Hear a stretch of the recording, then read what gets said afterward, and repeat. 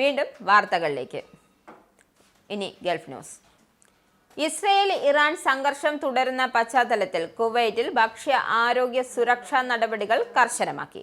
രാജ്യത്തു മതിയായ അളവിൽ ഭക്ഷ്യോൽപ്പന്നങ്ങളുടെയും മരുന്നുകളുടെയും സംഭരണമുണ്ടെന്ന് ഉറപ്പാക്കുവാനും സുരക്ഷ ശക്തമാക്കുവാനും അതത് മന്ത്രാലയങ്ങൾക്ക് മന്ത്രിസഭ നിർദ്ദേശം നൽകി.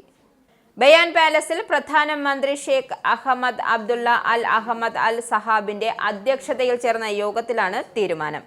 മന്ത്രാലയത്തിലെ ഉന്നത ഉദ്യോഗസ്ഥർ മൊത്ത വിതരണ കേന്ദ്രങ്ങൾ പരിശോധന നടത്തി ആവശ്യത്തിന് സ്റ്റോക്ക് ഉണ്ടെന്ന് ഉറപ്പാക്കി. ഇറാനിൽ കുടുങ്ങിയ സ്വദേശികളും വിദേശികളുമായ 245 പേരെ കൂടി രക്ഷപ്പെടുത്തിയതായി ഒമാൻ വിദേശകാര്യ മന്ത്രാലയം അറിയിച്ചു.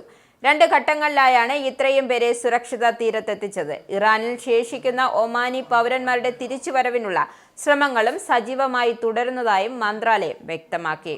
അതേസമയം ഒമാനിൽ നിന്നും വിനോദസഞ്ചാരത്തിനായി പോയ ഇറാനിൽ കുടുങ്ങിയ മലയാളി കുടുംബം രക്ഷപ്പെട്ടവരിൽ ഉൾപ്പെടുന്നു. മലപ്പുറം സ്വദേശികളായ 4 പേരാണ് ഒമാനിൽ നിന്നുണ്ടായ ഉന്നതതല ഇടപെടലിനെ തുടർന്ന് മടങ്ങിയെത്തിയത്.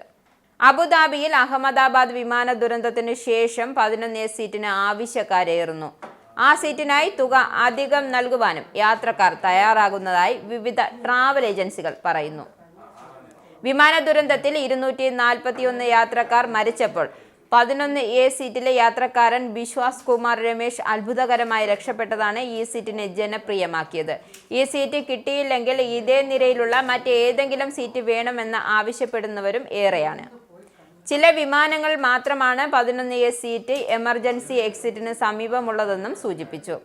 ഇനി ആനന്ദ ട്രാവൽ GCC ഇന്ത്യ നാണയ വിനിമയ നിരക്ക്.